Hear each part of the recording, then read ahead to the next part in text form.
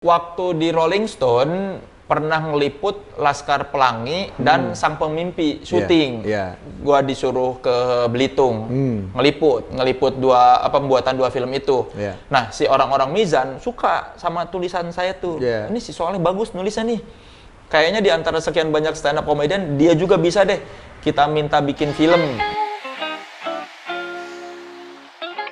Abis itu lucu tuh. Ini masuk ke jadi dikenal sebagai stand up. Iya. Jadi emang dari bakat tadi tuh ya, dari bakat toa tadi tuh ya, itu kan.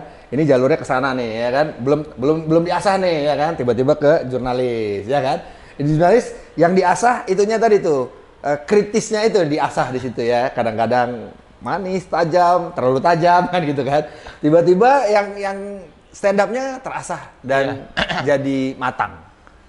Iya, itu stand up tuh sebetulnya gara-gara nge-MC juga. Di mana? Kan dari Playboy ke Rolling Stone. Nah, di Rolling Stone itu dulu tahun berapa ya? Mulai 2009 ada yang namanya release party. Release party itu konser kecil di kantor sebulan sekali merayakan penerbitan majalah baru, edisi baru. Edisi baru, covernya siapa, band-band yang diliput siapa, nanti sebagian diundang buat tampil di kantor Rolling Stone.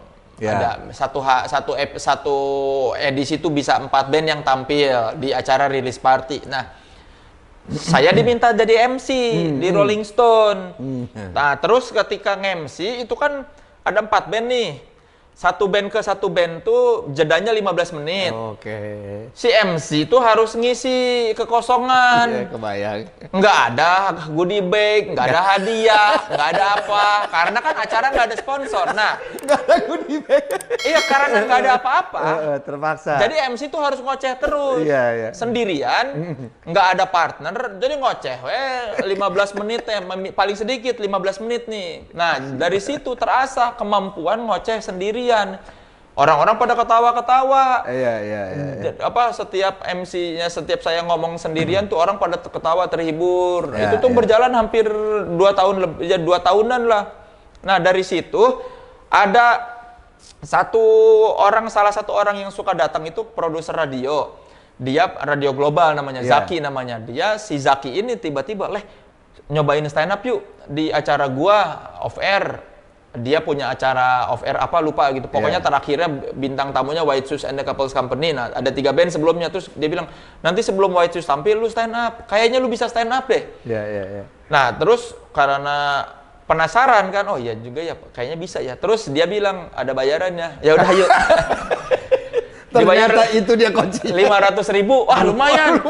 Dulu kan gaji wartawan pas-pasan. Waktu tahun 2009 tuh udah mulai nyicil rumah. Jadi setiap bulan tuh pas, habis, nggak ada sisa karena buat nyicil rumah dan buat hidup. Jadi begitu ada tambahan 500.000, boleh.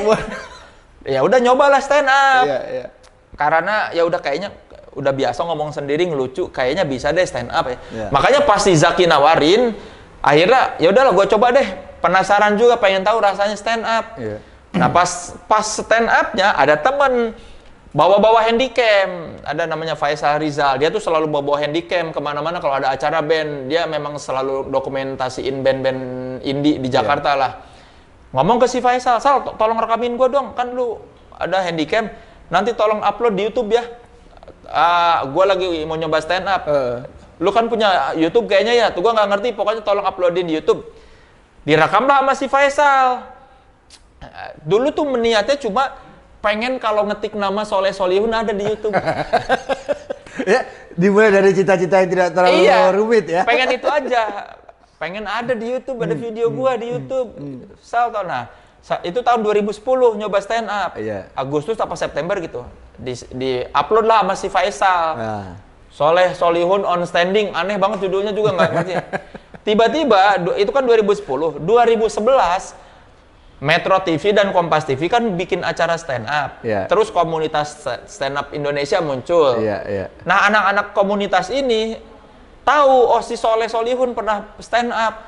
Diajakin lah ke acara-acara komunitas, acara stand up Indo. Terus Metro TV juga baru bikin tuh. Iya, ngajakin tampil di acaranya dia gara-gara tahu, oh si Soleh pernah bikin stand up nih, bukan pernah bikin video stand up waktu itu. Diajakin lah. Ya udah gara-gara itu stand up-nya mah. Jadi Gara-gara memang- diajakin. Jadi karena nggak ada cita-cita jadi komedian ya, Nggak tapi ada. karena memang punya sudut pandang komedi ya, dan terlatih gara-gara itu tuh, yang terpaksa itu tuh, yang di majalah tuh, mau nggak mau kebayang ya, mesti ngomong ngacapruk 15 menit, waduh. coba Sebagai aja. MC pasti tahu kan rasanya dong. Sebagai MC pasti tahu rasanya harus mengisi jeda dari satu acara ke acara berikutnya. Begitu udah 3 menit, 4 menit, 5 menit Iya. kita ngomong nggak ada aja, udah bingung garuk-garuk mau ngapain lagi gitu ya. Terus. Ini bandnya belum siap. Iya. Jadi kebayang harus mempersiapkan 4 kali jeda ya kan? Wah, ini Iya. topik nih. Masih mending kalau dikasih goodie bag kan buat kuis. Nih, kuis ya. Kuis lagi. Iya. Biasanya gitu kan. Kalau goodie bag, satu goodie bag kita bisa olah 5 menit. Iya. Ya, wah kita ngacapruk nyari ya. ke penonton Penonton, apa, gitu. kuis Iya. apa. Tapi begitu nggak ada apa-apa kan harus ngacapruk. Itu luar biasa. Jadi memang kita nggak pernah tahu dari sudut mana dan kapan kita akan sampai kepada titik kita harus sampai menjadi seseorang. Nah ini salah satunya. Jadi teman-teman jangan cepet gue sering diundang bolak-balik ke kampus untuk ngasih masukan ke junior. Kasihan katanya tahun pertama kayak di film, saya mau jadi apa ya? Udah masuk kampus salah jurusan, ya kan? Merasa salah jurusan nggak dulu? Dulu nggak merasa salah karena nggak tahu juga dulu mau ngapain sih. Jadi nggak ngerasa salah, ya udahlah. Orang dari awal juga nggak tahu mau ngapain. Kalau saya salah jurusan. Jadi dulu mau masuk ekonomi, ya kan? Yang ini deh, ya gayanya manajemen lah. Pemikiran gua gitu kan, pelajaran perusahaan segala macem. Tapi kalau di Unpad waktu itu di daftar kampus gitu, ekonomi studi pembangunan tuh paling atas, gitu iya, ya. Di ESP. ekonomi, ESP. Wah, teman-teman bilang kalau paling atas berarti itu yang paling jago di kampusnya itu. Waduh, ini aja apa gue pilih gitu kan? Gue pilih lah ekonomi studi bangunan ya kan? Gue nggak tahu apa ya kan? Begitu masuk kuliah hari pertama, pengantar ilmu ekonomi mikro 1. Waduh ini salah. Hari pertama tuh langsung, aduh salah jurusan gue. Habis itu males-malesan. Oke, tadi kita mau ngomongin soal film. Tapi sebelum sampai ke sana gue lupa. Tadi mau ada satu foto nih. Ini nggak sempat saya liatin. Ini adalah edisi, ini kita riset nih. Ini adalah edisi pertamanya majalah Playboy, ya kan? Happy Salma, berarti ikut lah ya, Anda Iya. andil ya. Sekarang Iya. itu harganya orang kalau nyari udah 500.000. Oh, mahal banget ya. Luar biasa ya. Maksudnya waktu harga segini Anda kerja waktu itu ya. Sayang sekali nggak segitu ya harganya. Dulu nggak beli 50.000 kalau nggak salah itu kan ada tuh. Iya ini 50.000 ini Happy Salma. Itu enggak, Andara Early tuh. Andara Early. Early. Waduh, ya kan. Kembali kita ke sebelum ngomongin film lagi soal apa sih sebenarnya yang menjadi core stand up. Kalau orang kan, kalau sekarang si anak Marcel gitu, core-nya adalah menjual kemiskinan misalnya gitu. Kalau dulu apa core komedinya? Musik kah? Sebenarnya saya mah dulu Intinya? apa ya? Atau apa saja waktu itu? Banyak kadang-kadang suka ini kayak orang lagi khotbah suka di Tausiah. tengah suka astagfirullahaladzim suka gitu. Dulu mah gitu awal-awal kadang-kadang suka ngomongin nasehatin orang gitu waktu ini. Motivator lah ala-ala ya, motivator Ya, ala-ala, misalnya tausiah suka ala-ala ngomongin gitu. Mabok itu haram gitu. Iya, Terus di tengah-tengah suka astagfirullahalazim suka gitu. Suka istighfar di tengah-tengah stand up dulu mah. Iya. Sekarang mah kayaknya saya saya mah karena nggak ngerti, saya makan stand up komedian yang tidak ngerti teori. Iya benar. Karena insting. Jadi mungkin yang ngebedain tuh lebih ke insting kali ya. Iya. Dibandingkan stand up komedian yang lain tuh, kalau yang lain kan Teori. pada pinter-pinter. Iya. Kalau saya mah karena ya itu nggak ngerti teori, jadi berdasarkan insting, jadi lebih banyak stand up saya tuh insting. Iya. Berantakan sebetulnya. nggak rapi gitu. Nggak Kalau rapi. Ya, nggak apa-apa. Iya, kalau main musik mah yang lain tuh mungkin ngerti partitur, ngerti not balok, Ini bisa mah baca, nggak, ya. tahu bagan lagu. Iya. Kalau saya mah nggak ngerti, pokoknya mah saya pengen gejreng jadi lagu kalau musik mah gitu. Kalau musik, lihat tuh. Saya ini karena ini jurnalis ya kan, kita pengen tanya sedikit. Ini di belakang saya ini kan ada beberapa pop culture yang membentuk saya. Ya, ada musisi, ada film, ada kejadian. Nah, sebagai seorang jurnalis musik, coba tolong kasih komentar sedikit. Sebelum atau saya review. kasih komentar, saya mau ini tadi yang sebelum direkam ya, tadi ada yang tidak ini kan. Ini mumpung direkam. Ini kan tadi Niko bilang ini pop culture yang membentuk beliau. Salah, kurang satu. Kurang satu ya. Kurang banyak harusnya. Kurang banyak ya. Harusnya ada spesial paket telur. Spesial pakai telur. Harusnya ada satu nih. Ini kan 90s semua kan. Itu salah satu penanda zaman itu adalah spesial paket telur. Waduh, itu sih luar biasa. Itu ya. ada nggak di YouTube? Ada harusnya. Nggak tahu, saya juga nggak sempat nyari. Iya, coba deh. Karena saya mau kasih ke anak saya juga, saya kurang percaya diri. Itu sitkom di Antv dulu, tahun Iya, 95 ya? tahun 95. Iya, jadi ini kan 90s nih rata-rata, banyak dari 90s nih. Tapi salah satu yang menanda zaman itu di 90s adalah spesial paket telur. Spesial paket Sitkom telur, ya. yang salah satunya dibintangi oleh Nico Siahaan. Itu dulu acara lawak yang sudah maju. Sudah maju ya. Pada zamannya Pada ya. zamannya, Bukan iya. bukan lawakan-lawakan yang slapstick Slapstick. Lawakan-lawakan yang Sketsa. Iya, sketsa. Yang Sketsa, dialognya iya. mikir. Dipikirkan. Ya harusnya satu dong ini. Ceritanya. Spesial paket telur. Kita suruh foto lagi Iya. dalam keadaan sudah tua. Plus kan itu tuh penanda zaman. Penanda zaman. Dulu Iya. orang kalau ngomongin spesial tuh pakai telur Oh dong. betul. Sekarang mah Iya. enggak kan? Enggak. Sekarang mah zamannya. tidak ada orang kalau misalnya istilah kalau spesial tuh dulu kata spesial tuh identik dengan pakai Pakai telur. telur, iya. Kalau sekarang mah kan spesial pakai telur maksudnya apa? Iya. Dulu mah kan kalau nasi goreng Spesial ya, tuh pakai telur, iya. Kalau sekarang mah spesial tuh belum tentu identik dengan pakai telur. Betul. Jadi buat yang nonton zaman dulu tuh yang namanya menu-menu semuanya pokoknya kalau udah spesial tuh harus pakai telur. Kalau zaman dulu, malah ketika zamannya ini bener, orang ngomongnya bukan hanya spesial pakai telur, pakai celor gitu. Celor, Karena gitu ya. ya kan. Karena iklannya dulu spesial pakai telur gitu. Jadi gitu. Ya ini yang saya mau komentarin nih si Michael Jordan. Ya, Michael Jordan. Saya bukan pecinta basket, tapi zaman dulu mah kayaknya semua orang tahu Michael Jordan. Luar biasa. Tahun 90-an tuh kan NBA itu gede banget ya. Luar biasa. Meskipun kita nggak main basket, tapi kita minimal tahu siapa Michael Jordan. Betul. Sampai ngoleksi kartunya Panini. Betul. Iya, betul. Kartu basket. Betul. Dan dulu tuh kayaknya anak remaja tuh kalau nggak main basket tuh kayak ketinggalan zaman. Jadi udah jadi ikon budaya deh tuh. Iya, ikon budaya. Jadi dulu tuh saya meskipun nggak suka olahraga permainan, tapi ikut-ikutan main basket di sekolah, di komplek gitu karena Michael Jordan. Tapi bisa main basket. Ya, basket ala kadarnya lah ya. Kalau sut-sutan ring doang bisa begitu lah, ya. main susah. Nggak jago. Iya. Tapi ini nih, dulu mah anak-anak 90-an tuh pasti nonton NBA lah. Nonton NBA. Dan Chicago Bulls tuh salah satu band yang salah satu grup yang disukain ya. Chicago Bulls sama dulu LA Lakers. LA Lakers. Ya kan dulu mah kayaknya Chicago sebelum Bulls. ada Phoenix MJ, Suns sama ya. Iya, abis itu sebelum ada Chicago dulu dipimpin oleh LA Lakers sama Celtics. Boston Celtics itu dulu ikonnya. Semenjak ada ini berubah. Langsung Chicago Bulls. Iya. Berubah Pokoknya dengan Michael Jordan, Charles Barkley dulu tuh terkenal. Itu di Phoenix Suns waktu itu. Iya, Phoenix Suns. Pokoknya mah dulu mah orang nggak ngerti basket pun pasti tahu siapa Michael Jordan. Kalau sekarang mah kan enggak. Iya. Orang yang nggak tahu basket belum tentu tahu siapa itu LeBron James. Iya, pasti kan yang nggak ngerti basket belum tentu ngerti. Kalau dulu mah kayaknya anak remaja terlalu kuat ya. Iya. Terlalu kuat Ikonik banget.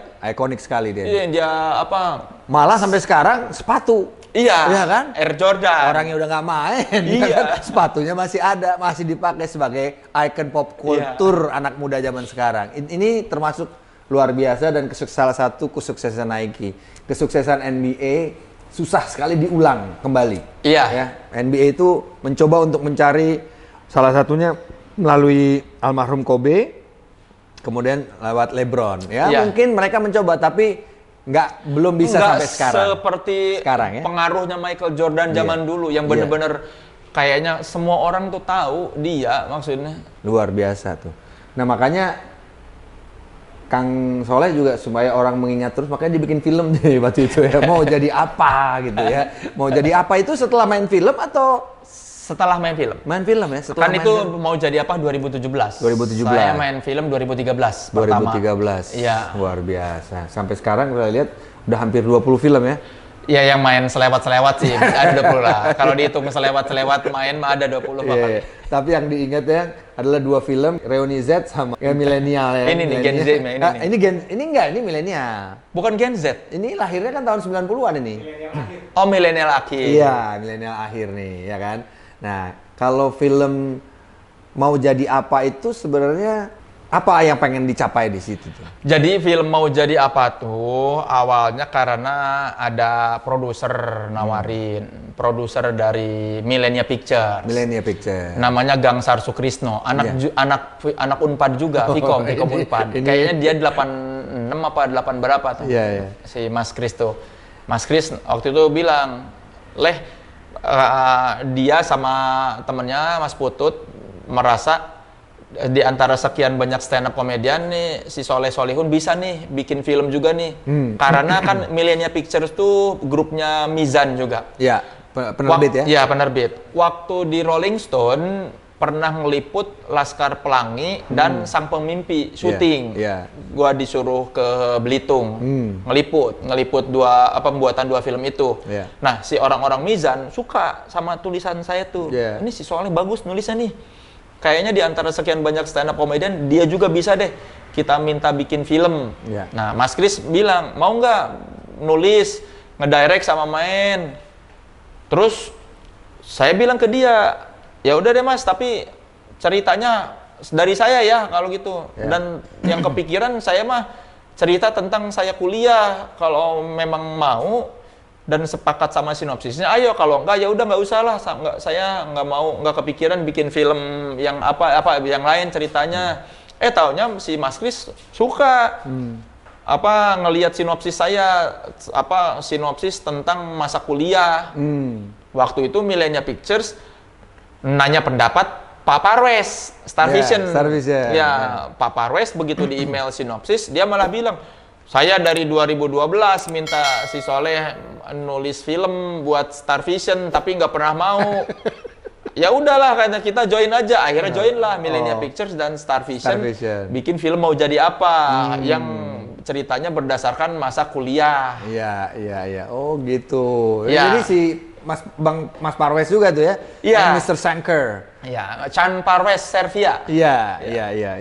Jadi itu film tahun 2017. Habis itu baru bikin Reuni Z. Z. Setelah mau jadi apa baru Reuni Tapi Z. sama Monty dua-duanya? Iya, karena kan waktu ditawarin ngedirect, tahu diri dong. Oh, ini Soleh Solihun belum pernah ngedirect. Iya. Jadi meskipun produser melepaskan boleh ngedirect, tapi kan tahu diri. Karena belum ngerti directing, jadi minta tandem ya sama Monty Tiwa biar ada backup yang ngerti teknis. Jadi ada sutradara beneran, jangan mentang-mentang dikasih kepercayaan sama produser terus main ngedirect aja. Tahu diri belum punya pengalaman. Jadi ngajakin Monty supaya jadi tandem. Jadi kan gua punya visi, Monty ngerti teknik, jadi dia bisa mengarahkan. Beginin aja eksekusinya gitu. Dua kali ya. Jadi film dua-duanya bernuansa komedi. Iya. Bernuansa komedi. Jadi emang mau memilih sebagai saudara film komedi loh. Iya, karena kan memang senangnya di situ dan mau garap action kan susah. Lebih susah lagi. Komedi aja belum ngerti, apalagi film yang lain. Iya. Horor serem. Udah komedi aja lah. Dan kalau main action kan saya nggak bisa main. Perut udah stamina udah nggak bisa. Makanya kan yang bisa main jadi film komedi. Film ini dong bikin prediksi bikin film dong. Susah jadwal. Susah. Jangan kan bikin film, mau kumpul aja sehari susah, apalagi bikin film. Wah, ngatur jadwalnya. Banyak yang minta sih. Kalau Prediksi kan ini bikin film dong, prediksi bikin film. Bikin film apa namanya? Kehidupan anak motor. Kan didinya motor GL Pro tadi diceritakan. Mungkin nanti. Iya kan? Menarik. Kenapa nggak dinamain Iwan? Kan penggemar Iwan. Terlalu biasa namanya gitu, Iwan. Gitu. Saya memang cinta Iwan Fals, tapi kalau anak jangan Iwan lah.